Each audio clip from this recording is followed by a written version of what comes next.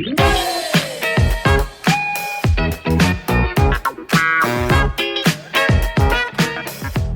to the Resilience Breakthrough Podcast. This is Christian Moore. And I'm Dave Biesinger. We're here. This is episode 5. And last time around, as you may remember, if you listen to the episode, we had Miranda Beard on the show. And that was a killer interview. And one of the things she talked about that was so powerful was creating businesses, being entrepreneurs as a way of reinvesting in communities and lifting communities. You know, Christian, so often, rich people come in and they extract wealth from communities, but very rarely do we see entrepreneurs and business owners, really investing in communities and lifting the entire community. I tell you, traveling around this country, I see so much of that. We have plenty of resources, and there's a percentage that gets access to those resources, and there's a huge percentage that doesn't. And that's been really, really emotional for me in my travels. Sometimes I'll say, man, I wish I could, take someone in one area and show them all these resources just down the road or in another area. And, just geographical resources have had such a impact on my life, on my travels, what motivates me to be out there on the road and screaming about these issues. It's resources. You look at people who are highly resilient, they have access to resources. Nobody's resilient in a vacuum. Well, it's true. And there are so many resources available. And I think part of the problem is it's an awareness issue, right? I mean, I remember as a young college student, I didn't come from a very advantaged background. I didn't even know about the FAFSA. And I think there are a lot of people who don't even know that every single person in America is entitled to some federal grant as long as you meet the income qualification, which I qualified for, but at first I didn't even know about it. So I think there's an awareness piece. But then the other thing is, I really believe that some of these resources are a little hidden. I think that we're intentionally not making some of the resources that are available obvious so that they don't get overrun. I don't know. I mean, maybe that's too tinfoil hat. There's always an allocation of, there's so many resources to go around. There's an allocation of these resources, and usually someone who's controlling resources has access to tremendous power, and they might not be malicious about it, but they're going to give those resources in ways that fit their maybe agenda. Their political views. It's interesting. One of the 4 sources of resilience is something called resource resilience. Because as I started studying people that have the ability to bounce back, I noticed when I asked them the question, okay, what did you tap into that enabled you to do that? They could usually identify 3 or 4 different resources. I mean, from relationships to some of their talents, their abilities. They maximized something internally that they had, or externally. They got something in the environment that helped them, or they had something internally that helped them. For me in my personal life, I've had to be able to maximize. I was diagnosed with ADHD, so I tend to have a lot of energy. So you were in therapy with a young man who had just stolen a truck. And you talk about how, he had to teach himself. I mean, this was a semi-truck, and he had to teach himself how to shift the gears. And there was all these really complicated things that he had to figure out to steal these semi-trucks. He kind of had it all planned out. And one of the things I think that's so powerful about that story is what you saw was potential. What you saw was energy. And this was a very enterprising young man who just needed to channel that energy and all that intelligence in a different direction. Yeah, I mean, he had tremendous problem-solving skills. I mean, the ability to steal that truck, and he also stole a couple of cars as well that same day. And so, but his ability to problem solve, he was bold, he was a risk taker. I remember trying to explain to his mom that, look, about, big percentage of businesses go out of business within the first 3 years. I can't remember, like 70%, something like that, go out of business. And I said, this risk-taking behavior, if it's channeled into being an entrepreneur, if it's channeled into something positive, could actually be a tremendous resource. And, but yeah, the ability to maximize your skill set at where you're staying. All of us have X number of resources in the moment. For example, we're dealing with the coronavirus right now, and, we're all, I would say now, we're in the same storm. We're not in the same boat of resources, but we're in the same storm. And I can tell you, the beginning of this, I remember saying, hey, we're kind of all in the same situation. we're in the same boat. We're not in the same boat. Yeah. We're in the same storm. Some Like of these some boats of us are crashing. in a rowboat, and Yeah. some of us are in the Titanic. Yes. And some of us, are on a sleek, whatever Right. they call it, a beautiful yacht or whatever. Clipper ship or something. But what I'm saying is we're all in the same storm right now. Yeah. And but we're all true. dealing with the storm with different resources. Yeah, that's a good And I analogy. think coming out of this has got my attention looking at, okay, how do we help people maximize the resources in the reality of the world they're living in? And I think, people who have access to resources have got to really, really look at, the old, lift yourself up by your bootstraps, but do you have laces to pull yourself up with? I think the haves we need to start sharing. We need to get those laces out to as many people as possible so they can pull themselves up. And I think here in, at least here in the United States, one of the best ways to lift yourself out of poverty might be entrepreneurship. But either way, I mean, education is another pathway too, but that also has problems. And that's why we brought on our guest today to talk about entrepreneurship, to talk about hustling, to talk about resources and accessing resources. And so we just want to welcome right now to the show, Hotep. Hey, what's going on, fellas? Hey, Hotep. Great to hear your voice. Now, I have a little history with Hotep. We go back at least, 10, 12 years. And so I appreciate you taking time, Hotep, to be on my podcast with me.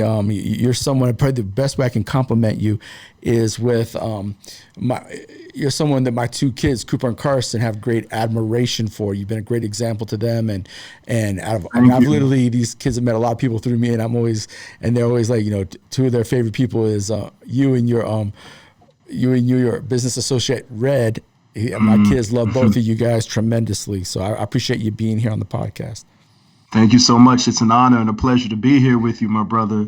And so thank you. Anytime I have an opportunity to work with you, Christian, and the WhyTry organization, we at Hustle University will do so. Jump at it. No, we appreciate it. The name of your organization, Hustle University, is something that has meant a lot to me personally, and it's something that I think kind of drew me to you. As a kid growing up outside of Baltimore, I definitely got exposed to the positive and negative worlds to hustling. But what I'm so impressed is how you define the word hustle. And I definitely want to start out by asking you that question. Is what does that word mean to you? And then I want to jump into your background a little bit, but just I think a lot of people listening to this might hear the word hustle and be a little confused. So if you could define that right out front, I think is really important. Right. Well, thank you very much. So ultimately, when we utilize the word hustle, the context in which we utilize that word actually comes from Webster's dictionary. Although you'll find different connotations or people utilize the word differently. If you look in Webster's dictionary, you can see hustle is a verb, and it means to act aggressively when it comes to business dealings. So our position at Hustle University is very simple. If a person wants to be successful at achieving any goal, whether it be financial, academic, or relational, or what have you, you need to act aggressively towards that end. And so it's very simple. You need to be about your what it is that you're involved in and put forth the effort to be successful. Because in this world, we understand that nothing is given and everything is earned. Well, that's so true. And we live, for better or worse, in a meritocracy where, I think that's true in any community, even communities that have, democratic socialism. There's certainly a meritocracy.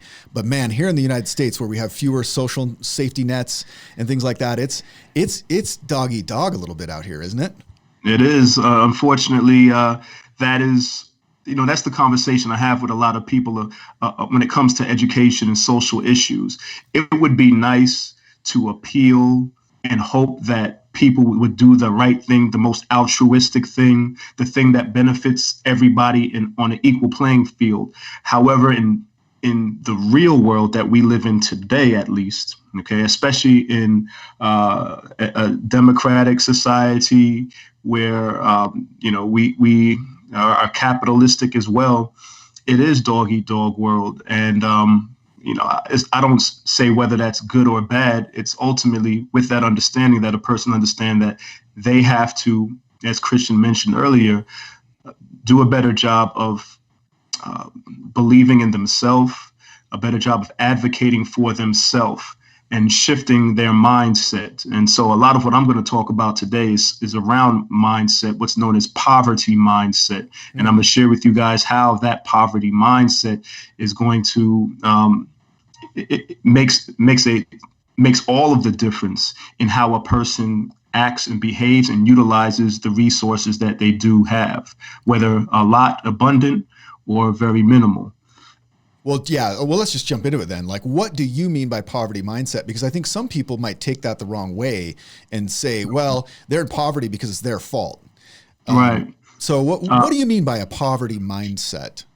Well, so ultimately, I've been doing a lot of work around mindset. I guess, a lot of people have heard of what's known as growth mindset. And, ultimately, there's several different types of mindsets out there. One is known as poverty mindset. Now, poverty mindset is officially defined as a system of attitudes, beliefs, and perspectives that guide decision making, right? So that's what a mindset is, right? Attitudes, beliefs, and perspectives that guide how a person behaves. And so ultimately, a poverty mindset is one in which the holder of that type of mindset, it debilitates them from being able to sustain their lives in any type of way. And so ultimately, I can give a quick example. The person that suffers from poverty mindset, and let me be clear that poverty mindset is not indicative of all poor people. So what poverty mindset, first of all, does is help re-envision how people address people in low income situations. There's a difference between being poor, which is a financial condition or economic condition, and suffering from poverty mindset. It's two different things. I've been poor before, right? Christian has been poor before. You have been poor before, but you have been able to make decisions and navigate out of that financial condition to step out of poverty, like many people have. However, the majority of us, when we think back to when we were poor and lived in those poor conditions, in those poor communities with those poor schools and those poor resources, we look at ourselves and say, hey, I made it out. Why are so many other people still there? Because I came from that very same neighborhood. And so the difference, and when anybody answers that question, when they think about it, they say, you know what? I did things differently. I thought about myself differently. I thought about people differently. And as a result of that, I utilized that type of mindset to navigate this course of life, which brought me to a different economic condition. All people can do this. All people can do this. And so that's what poverty mindset really speaks to. Well, that's a beautiful thing. Another interesting aspect of what you're saying here about the poverty mindset, and I think we need to make this clear. So it is true that just because you're poor in resources doesn't mean you have a poverty mindset. It can also be true that someone who is rich in resources can have an impoverished mind, right? Absolutely. I know many people who are wealthy and miserable because of their mindset. Well, research shows that you can have a lot of money and not be real happy, not be motivated, not willing to grind. And so, yeah, it's that mindset. Carolyn, was it Dweck? Am I saying that right? Carol Dweck. She's a powerful book on this, concept of mindset. But I love what you're talking about, adding poverty to it. A poverty mindset. It's something to think about, that how we see so many things in our life determines where we put effort, where we still have hope. And that's right. And those things are so important to have those skills, those perspectives. I know Hustle University, you have the Hustler's 10 Commandments, and you have some different things that help people push through those mindsets. That's right. In your can I own speak life. to that? Yeah, please speak to do. that real quick. Yep. So the reason why I brought up the concept of poverty mindset is because it's relatively new to a lot of people in regards to addressing people in low income communities, addressing their conditions. What it does is help shift the conversation, because what we found is that a lot of people have a tendency to pity poor people, right? They speak in ways that their framework in which they speak to people in low economic conditions comes from a framework of pity.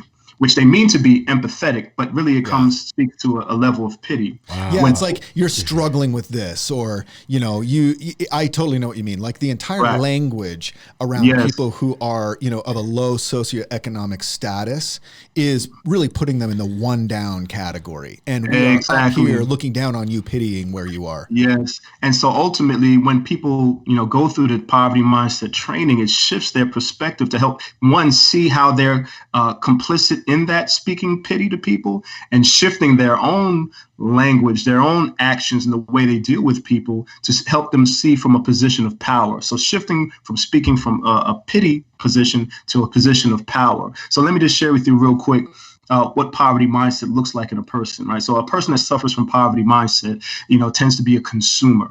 They tend to be very pessimistic. They have a pessimistic worldview. They oftentimes they complain about problems. They focus on the lack in their life. They have a tendency to blame other people, albeit amidst all of this, feeling entitled. Right. That's the interesting thing. And then we can talk about that. We're talking about people that have little or nothing, but yet still feel entitled. They have a tendency to see obstacles and to be very prideful. Right. And so when I share that outlook and they say, wow, I know a lot of people, I know teachers that suffer from poverty mindset. Right. And what we're able to do with the training and the understanding of poverty mindset, then are able to shift people from the mindset of poverty to what's known as achievement mindset. Now, because you guys talked about entrepreneurship, this is how I got involved in the poverty mindset certification program and the research in this, right? So achievement mindset, which is different from growth mindset. This person tends to be a producer. They tend to have an optimistic worldview. They are constantly finding solutions. They're focusing on abundance. They take responsibility for their lives. They believe in earning. They see opportunities, and they tend to be more humble. And so when I learned this, the difference between poverty mindset and what's known as achievement mindset, when I looked at the whole list of achievement mindset, I said, oh, that sounds like me. That sounds like a hustler right there. That sounds like an entrepreneur. And so that's ultimately how I got involved in, with and partnered with the Poverty Mindset Research Institute, because they recognized the work I was doing under Hustle University was in 100% alignment with the antithesis to poverty mindset, which is achievement mindset. Go get it. Make a way for yourself. Hustle. So I just wanted to share that outlook with you, because you guys started talking about entrepreneurship. My blood started bubbling, because you talk about entrepreneurship and I'm ready to roll. Let's go. Hey, Hotep, I'm always trying to figure out, when people are rock bottom, when they have every reason from where they're standing not to put one foot in front of another, if you had to share 2 or 3 things that kind of cause us to flip the switch, where we say to ourselves, how do I use this problem to change this mindset, to work through this? If you had to point out 2 or 3 things that you see that kind of helps flip that switch when a person's rock bottom. And I know, right now with COVID and stuff, a lot of people are feeling rock bottom. What were some of your insights on that?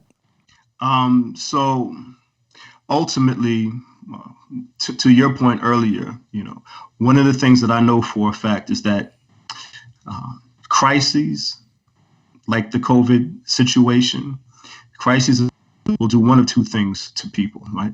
It'll either break them or it will make them. And so, as you mentioned earlier, we're not all in the same boat. We're in the same storm, but we're not in the same boat, because some people are utilizing this time and it's going to make them, where other people, it's going to break them. And the difference is, like we talked about, part of that difference is this mindset. And for me personally, when you asked me earlier about my childhood, I'm a benefactor or a beneficiary, I should say, of 2 parents who helped me develop a very strong self-esteem, a very strong sense of self and belief in self. And so from that belief, from my name itself, they named me with intention. They raised me and my brothers with intention, and they poured into us in such a way that when I look at the world, I view myself as a person who can impact the world. That my voice, my actions literally change the world. I believe that because I believe I'm a powerful person. And I believe that all human beings are powerful, can do the same thing that I'm saying right now. The difference is many people that I know personally, and I'm talking about adults, whether rich or poor, do not understand their own innate power. They were not raised in such a way. And so as a result of that, they tend to play a different role, where I may see myself as a victor, other people see themselves as a victim. And so for me, the first thing to answer your question, Christian, is I believe that, I understand that belief in oneself is fundamental to all of this. So that's one. As a result of that, that belief, when things happen to me, like you said, I'm in the storm too. I'm in it just like everybody else. But I've developed competencies and habits and a mindset in which I've always remain productive through this time. So I use this time. You know what? I've been posting this on my social media. I say, you know what? During the quarantine, here's some things you can do. Read a book, write a book, take an online course, create an online course, but stay productive in this time. And I do that. And what it does is it keeps my mind off of the negativity. I can't even see the negativity. I can't see all the problems because I am so focused and engaged in productivity. Right. So that would be my second thing that I would recommend that people do is one, develop or, you find resources to help them develop a stronger sense of self-confidence. And if you're looking for a way to do that, the first way is to start where you are strong. Very practically, start where you are strong. So if you recognize that you don't feel confident about yourself, find those things, look at those things that you already do well and start there, start building from that point. Hotep, right? I want to come back to this, but I want to go back for just a minute to something you said. So here's something really ironic. Christian and I have a text thread going yesterday with our friend Clint Martin. Okay. We're talking, we did not plan this. Okay. We're talking about mindset and how we come about having the mindset that we have and how we can rewrite that mindset intentionally. And so Clint says, and I love his language, I think we can think of our mindset as like maybe a set of programs, like computer programs that are running in our brain. But really what Clint says is they're like stories, right? It's the stories that we choose to believe about ourselves. And something you said a minute ago was very powerful because you were blessed with two parents who told you stories about yourself and you believed those stories. Now, not all of us are so privileged to have such talented storytellers as parents who weave a vision of our future. Some of our parents tell us that we're worthless. Some of our parents tell us that we'll never achieve anything in life. Exactly. And so I had some scripts running in my own head that I've had to rewrite. And it's been tough. I didn't even know I was running those scripts. I didn't even know those were stories I was believing until I personally started engaging in a mindfulness meditation practice and started to deconstruct them and ask myself, why am I believing these things? Because they were, I thought that those stories were protecting me from harm, but it turns out, Hotep, that those harms were imagined. Those harms were never real. Those harms were what are called heuristics by Daniel Kahneman. I don't know if you've read the book Thinking Fast and Slow, but they were little stories that I told myself as a response to trauma that were meant to protect me, but that were holding me back. My stories became a prison. Absolutely. That's well said. And to Clint's point, absolutely. They are scripts. They are stories. It's what was called in psychological terms or, self-talk. All of us engage in self-talk on a daily basis, on a minute by minute, second by second basis. And those scripts that were embedded in us through our parents in our early childhood are the same scripts that we run today. We don't know it. We don't pay attention to it. It's subconscious. But it's called self-talk. And a lot of the work that we do with our social emotional learning curriculum is centered on readjusting how people talk to themselves. Because to your point, this thing here is an insidious challenge that all of us face. How do you change the way you think? Because as Albert Einstein said, it's difficult to change a problem with the same mindset that created it, right? And so ultimately, that's where we as educators are so important, because if we understand what's happening to people, where they're challenge really is, it's not even a matter of finances. That's not finances. You can always make a way with the right mindset. So if we, one, as educators and adults, develop and improve our own mindset, study what mindset looks like and how it impacts other people, then learn how to shift and address certain mindsets and then shift it into a more productive mindset, we can change this world. But ultimately, it requires a person. What I found is it typically requires a person outside of ourselves to intervene. It always requires a person outside of ourselves, whether it's a mentor, a coach, a parent, a teacher, to help us learn, to tell us a new story, to help reinforce a new story. And that's the reason why I speak about the difference between speaking pity and speaking power, because in our trainings that we offer for teachers all around the world, they're well-meaning. They really want to help children. Yeah, but unfortunately, they need a catalyst. Yes. Yeah, yes. absolutely. I mean, my whole life, I mean, just what you were saying, I've had that catalyst that has shown up from, it was Mama Jackson.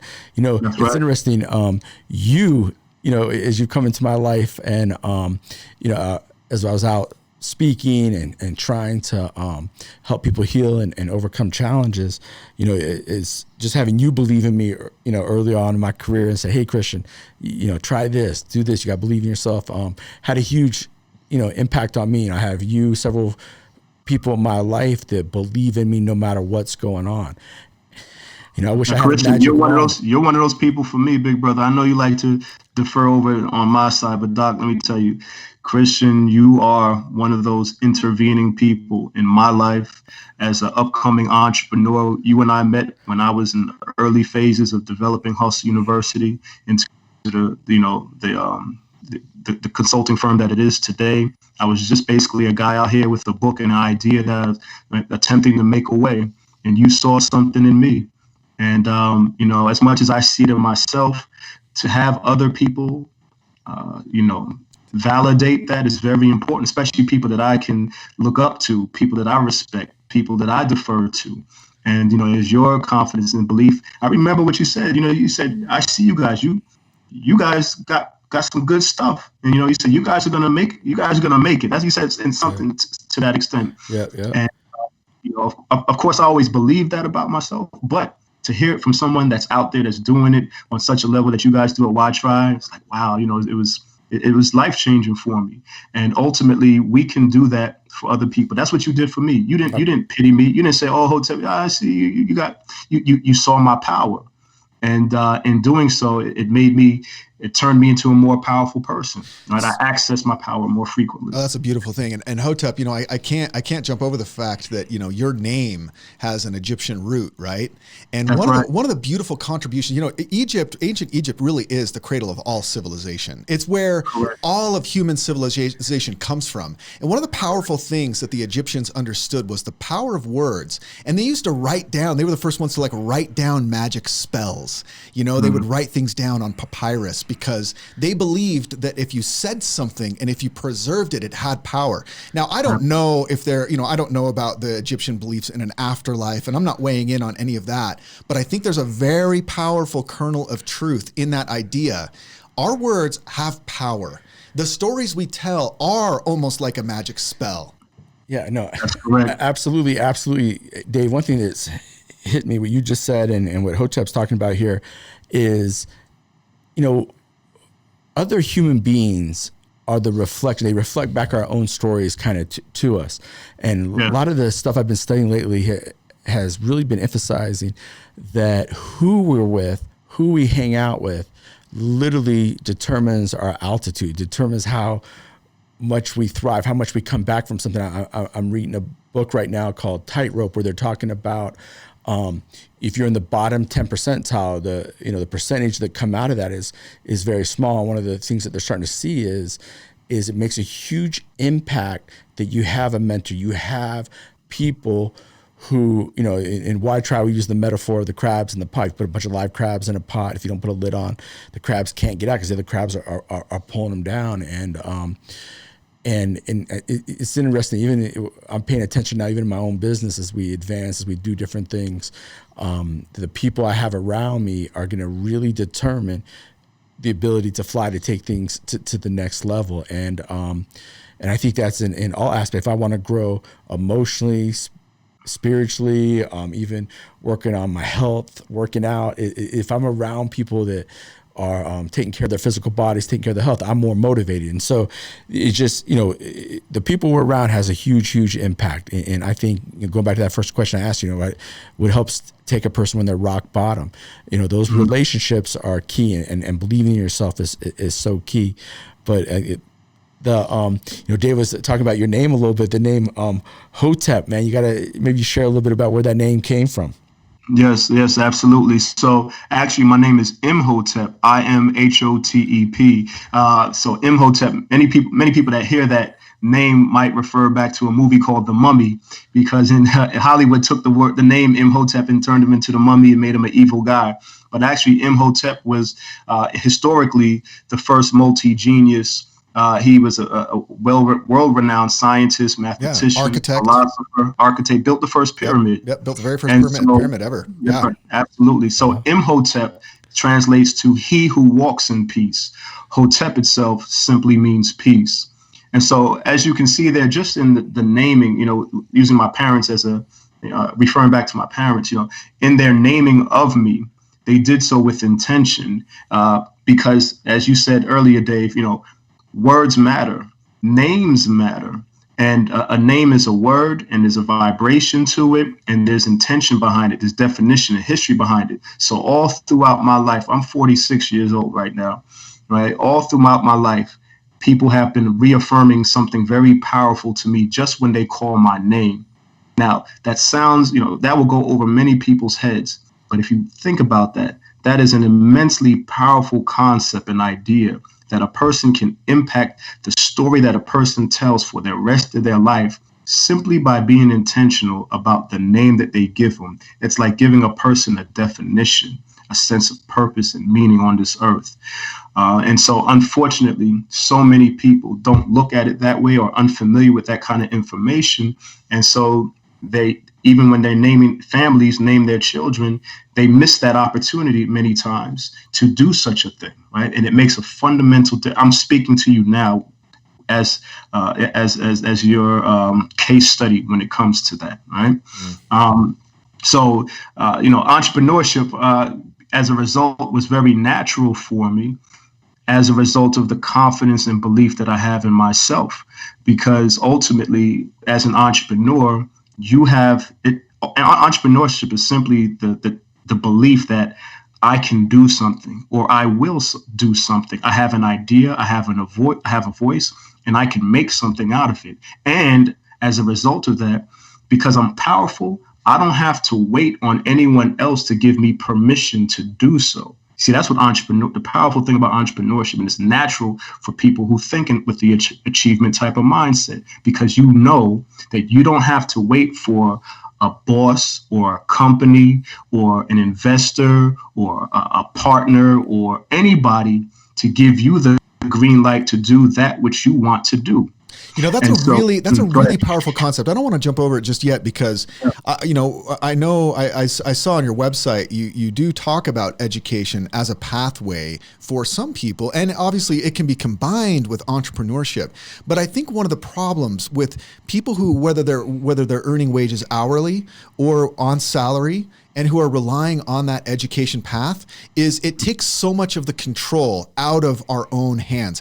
I'm waiting for an institution to tell me, you have this piece of paper. You are now good enough to enter the workforce and get a job. Now I'm waiting for this employer to say, okay, I'm gonna put a value on you as a human being. You're worth $50,000 a year, right? Exactly. Or you're worth $14 an hour, right? And I am waiting for other people to assign values to me, and it sets my own mindset possibly for my entire life. There are people who get a job out of college and really don't increase their income their entire lives because they had it fixed in their minds at that moment in time. This is who I am, and this is what I'm worth.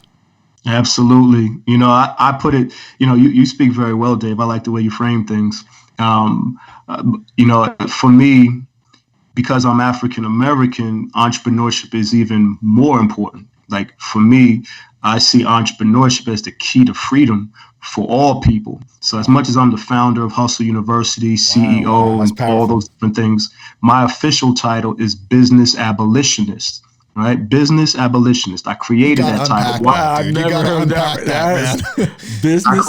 Business abolitionist. Unpack what that means. And the reason why I'm gonna tell you, but the reason why, again, all of this is an extension of belief in self, right? Like I believe I'm powerful enough to create my own terms. So while other people are CEO and corporate executive, all those different things, no, business abolitionist is my title, and I call myself that because I believe that entrepreneurship is the key to freedom for all people. It's either ownership or it's slaveship, right? Now, as a Black person, when I say that should rock somebody. Like it just rock you guys. You guys ain't even Black. You know what I'm saying? Well, I know that there's some controversial, history and all sorts of stuff that we could get into, but you keep going. I want to hear what you have to say. All right. So in short, I believe it's either ownership or slaveship. And so that idea is a shift in mindset. But for African Americans, for us, poverty mindset is akin to what's known as a slave mentality. You see, so for many African Americans in this country in particular, we can suffer and oftentimes do suffer from that deficit of mind because of the conditions that our ancestors went through, and we still tell that negative script, have that negative script running somewhere in us of that I'm a lowly slave, woe is me, and the white man is better than me. So therefore I have to wait for other people to give me value, to tell me who I am, to tell me what I can do. It's an extension of all of that. Well, and let me just say too, there's a flip side to that coin. I think everything you said is true, but I think the flip side of that coin is there are big, powerful organizations who make it a business to redlining wasn't just about denying mortgages to African Americans. It was also about setting up property owners so that they could extract wealth from African American communities. They set up Black people to not be able to purchase homes so that they could rent them their homes and make money out of them and extract wealth from their communities. So I think there's kind of two sides of the same coin. And here. in 2020, you still have communities that don't have access to banks, they don't have access to grocery stores, produce. And so I would respond to that. While everything you guys said is okay, and I like this part of the conversation right here, right? As you guys know, as I said earlier, I always speak from a position of power. So as much as there are adversities and challenges and people against, maybe an African American agenda, Black people are equally as powerful, capable, and intelligent as any other group of people. Amen. So the bank ain't giving me no money, then I build my own bank. I love if it. the school isn't teaching me what I need to know, I build my own school. You see, now that's the shift. Only way out. So it's taking that power back. What I hear you saying is you have to take that power back, and that's while there might be people trying to victimize you, you can't be a victim, right? There might be people out to get you, but you can't let them get you. Yes, the label. You got to tear off those labels. You cannot fulfill the label of ignorant. When ignorant people label you, you cannot fulfill that ignorance because it's ignorance. Right. Yeah. So like I said, it's either own it. Again, that phrase is very simple but powerful all at the same time. If it's either ownership or slaveship, and I believe that and understand that, then I recognize that if I don't own something, then ultimately I put myself in a condition or position where I'm always at the beckoning call or at the decision making of other people. So if I don't like the decision making of other people, i.e. slaveship, then I get on the ownership. I should never, no one, no matter what race, should ever expect anyone to do for them the way you would do for yourself.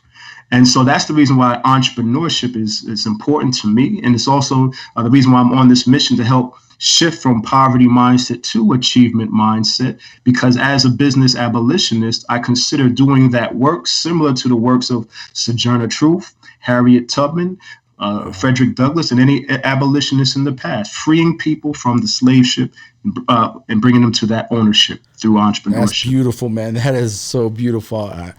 The need is massive. And, the work we're doing, trying to get resilience and social emotional education to children early. And I think we need to add a third phase, there with, teaching the reality of taking that empowerment back and having ownership of something. We got to get this to kids early as possible. I know, Hotep, in your history, you were an elementary school teacher. Hotep, if you were back in a classroom, if you were and remind me what grade you taught, but if you were back with those kids, I believe was it first grade you taught? What was it that you taught? I taught 10 years of fifth grade and 5 years of kindergarten. All right, kindergarten. If you were back there as a teacher, Hotep, how would you communicate that to students? And do you agree with me that we should start teaching these skills really early? Do you think these are more, financial literacy and ownership and stuff? Should that be, when do you see that being taught? And I guess my question is, how would you apply that in the education system? Yes. So absolutely. You guys, we all know that ultimately, by the time a person's 5 years old, a lot of who they are and who they become has already been formed by the time they're 5 years old. And then the next indicator is around fifth grade. Basically, if a person has it by fifth grade, they got it. And if they don't have it, they never will. These are what, the research says about human beings and human development in our education system. So what that says is, really, to be honest, as much as people like to talk about a school to prison pipeline, there's really a home to prison pipeline that isn't talked enough about. Again, because people don't want to have that conversation because it sounds like blaming the victim. But ultimately, again, that's the reason why I always frame it this way. When you speak from a position of power and it's ownership or slaveship, the more we focus on ownership and taking responsibility for ourselves, our livelihood, our communities. If you don't like what the police are doing, build your own security force like the FOI and the Nation of Islam. Wow. You see, I feel about this. So to your point, absolutely. It starts early. It starts at home, as we all know. I'm currently in practice of this right now with my first child, who's about to turn 1 in about 2 weeks. And I'll tell you what, Hotep, watching you be a dad has been an amazing thing to watch. I mean, just even from afar, and as you post things about him, and if you feel comfortable, please mention his name, your and what you're doing from a parenting standpoint with him. Yeah, I'm already observing, as a clinical social worker watching you. I've been very proud of you, man. Thank you. It's an amazing thing. I mean, I've never talked to, as much as, my organization serves parents. I've never spoken to parents about parenting because I've never been a parent before. And I know there's a difference between theory and practical application. But for the last year, I've actually been a parent. I've been engaged in the process of parenting. And it's an amazing feeling. It's an amazing, it's making me a better human being. I believe I'm more human now today than I ever was before becoming a parent. With that being said, because I recognize some of the great things that my parents did for me when I was young, then I just I follow that path. So I named my son with intention. His name is Saladin. Saladin is an African name. It means righteous warrior. And the way we translate that is, someone who fights the good fight. So our intention for him is to be strong, but to also be righteous and to be in this world, just like all of us on this call are doing, fighting the good fight, because it is a good fight, but it is a battle. Saladin is a very famous historical figure. Yes, he is. And, it's ironically, I've never met anyone named Saladin before. I never have either. Really? I mean, the only time I've heard that name is in the recounts of, he went against the Crusaders, right? Wasn't he the one? Exactly. Yeah, he was one of the last sultans of ancient Egypt to fight off the Crusaders that attempted to take over. And didn't he trick them into moving away from their water, and so they got really thirsty in the desert and killed them off? Isn't that how he defeated the Crusaders? That story I'm not familiar with. It could very well be. I'm not familiar with that. I think he did. I think he outfoxed him. He got him to leave the water. He kind of sallied forth until they chased him out into the desert, and then flanked him and killed him off. So he was It was cool, man. Truly a righteous crusader indeed. Man, I'm learning all kinds of stuff today, man. That's wild. Yes. So, I'm really grateful. I want to say to you guys, I'm very grateful for the opportunity to talk about these types of issues. I have a tendency to speak from a different perspective than what people assume. But I believe, again, belief in myself, and I believe that this perspective is important for people to hear. Shifting from speaking to people from pity to power, from poverty mindset to achievement mindset, from slave ship to ownership. These types of transitions and shifts will change the world. And I'm grateful to you guys for the work that you're doing in being a part of that, because resilience, that's why me and Christian connected when we first met, because as Christian, the resilience king, I said, man, look, I'm a hustler. Resilience ain't nothing to me. That's in my DNA, because all hustlers are resilient. That's a necessity. That's right. But if a person is engaged in hustling, if you're serious and if you believe in yourself and you have a vision for yourself and you're focused on achieving that, you don't have to teach a person resilience, because resilience comes by nature when a person is in that mindset, in that framework. So I'm grateful to the work that you're doing, because we're in a quarantine right now. There's no other time that I have been familiar with that a person needs to develop the skill of being resilient than right now. No, now. No, absolutely. I totally agree. And Hotep, you would probably never say this, but I have to share this. I've stood in the back of the room in many speeches you've given, and I've interacted with the audiences, when they walk out, and you were just saying a minute ago that, you're out of the box a little bit. You're not maybe as orthodox or as, you're willing to say and look at things through a different filter. And in this world, there's so many things that we have to change, and we have to really prioritize each other, but we care about each other more when we care about ourselves first. And, your message, as I've talked to people after your message, is very life-changing for them. Many of them say they have a new paradigm shift after hearing you speak. And I think that's one of the powerful things in your work that Hustle University is doing is you're willing to speak truth, you're willing to say some of the difficult things, but at the same time, you leave people with real tools, real skills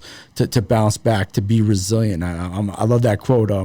All hustlers have to be resilient. That's a beautiful, beautiful thing. That is a beautiful quote.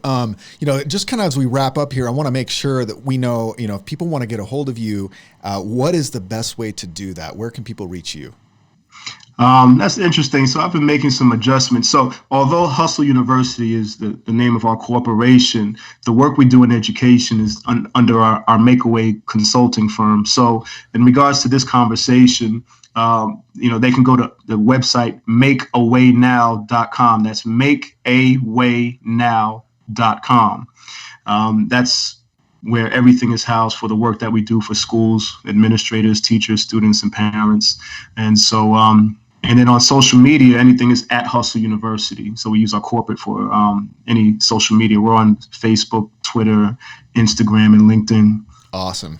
Fantastic. I mean, I think I really believe, like we said before when we were kind of firing the show up, Miranda brought this up last week, which is one of the reasons we wanted to talk to you this week. I really believe, and you've put such a fine point on this. I believe that without taking ownership, without being intentional, without rewriting some of the negative scripts that either our parents or organizations or society or racism or anything else has put on us, without rewriting those scripts, without taking ownership of ourselves, no one is going to tell us a pretty story about our future. We are not entitled to a nice story from anybody. If anybody gives us that, it's a gift. That's right. We have to take control of our own narrative and write our own future, right? Oh man, Dave, I like that one right there. Yes, sir. You said it all. You wrapped it all up. So, with a bow and a beautiful wrapping there. That was wonderful. Yes, that's where the ownership starts. Ownership starts with oneself. I'm not talking about just owning companies. I'm talking about taking ownership for yourself, your actions, your responsibility, your households, your neighborhood, your community, right? When a person has that type of mentality and mindset, all the rest is easy, because you're not looking at you're not concerned about what other people are doing or not doing. You're focused on the solution, not the problem. Which all entrepreneurs do. Yeah, one thing I try to emphasize all the time is, no teacher, counselor, or social worker could, change my parents' mental illness. They couldn't change, my learning disabilities. They couldn't change, some of the challenges in the school system.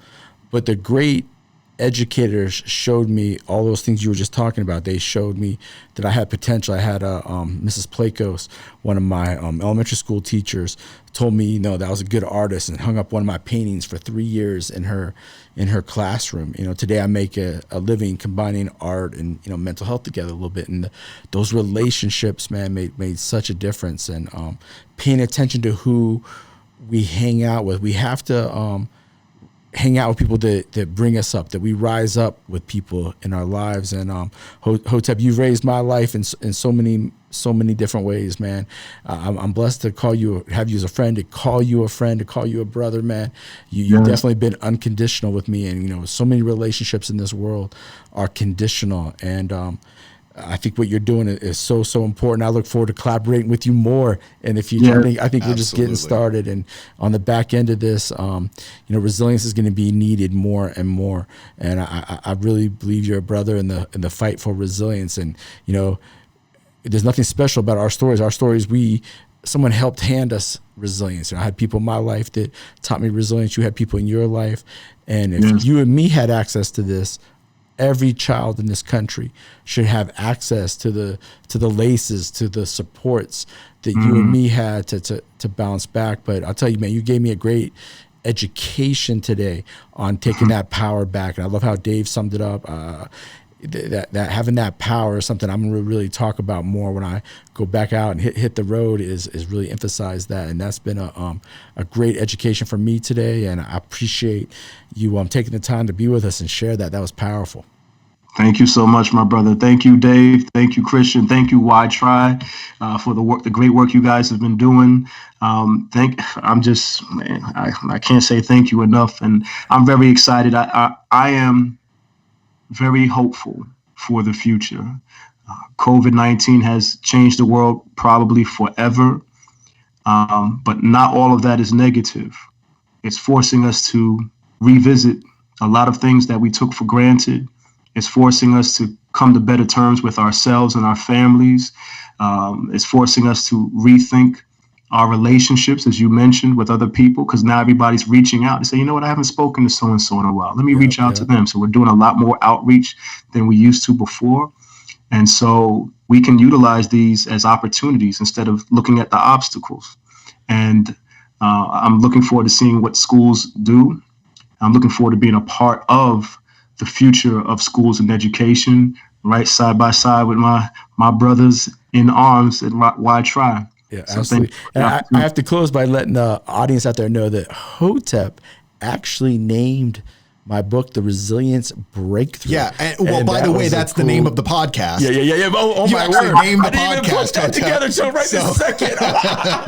Hotep actually named this podcast. I didn't even. So, thank you, Hotep. I'm just focusing on the book.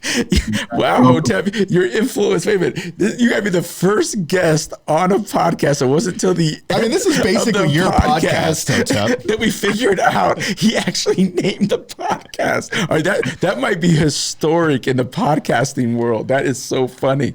That is absolutely the truth. That's how slow I am. See now?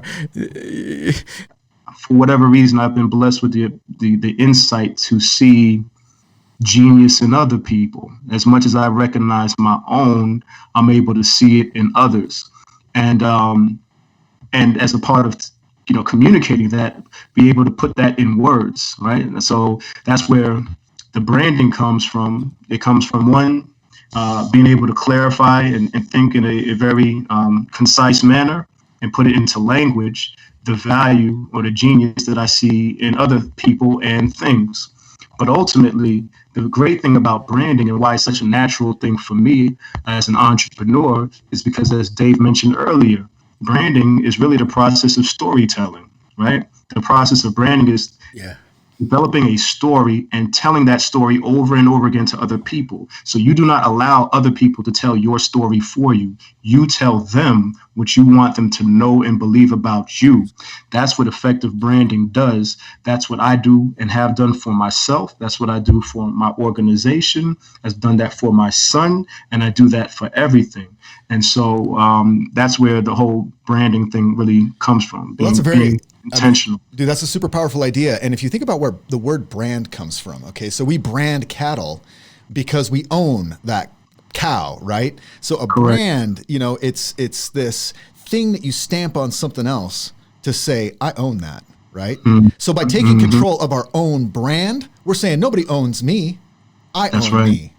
I am the owner of my brand. Nobody owns me. Right.